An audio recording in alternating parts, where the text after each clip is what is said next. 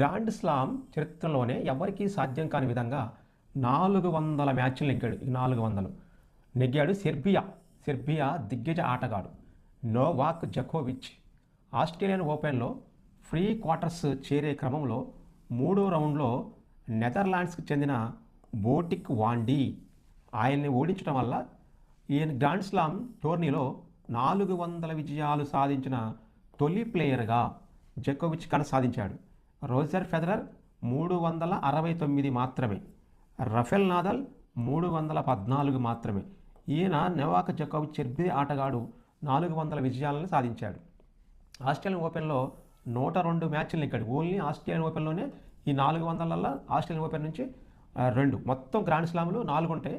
ఆ 4లో 1 Australian open, 2 French open, 3 Wimbledon open, 4 US open.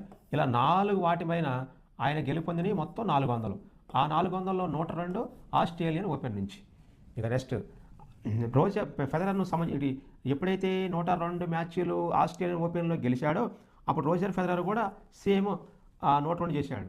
ఇక రాడ్ లేవర్ ఎరీనాలో ఇక్కడ ఆస్ట్రేలియన్ ఓపెన్ జరిగే స్టేడియాన్ని మెల్బోర్న్లో ఉంటుంది. ఇది రాడ్ లేవర్ ఎరీనాలో ఇప్పటికే 10 సార్లు ఛాంపియన్గా నిలిచిన నోవాక్ జకోవిచ్ 25వ గ్రాండ్ స్లామ్ సింగిల్స్ టైటిల్ సాధించి చరిత్ర సృష్టించాలనే సంకల్పంతో కదులుతున్నాడు.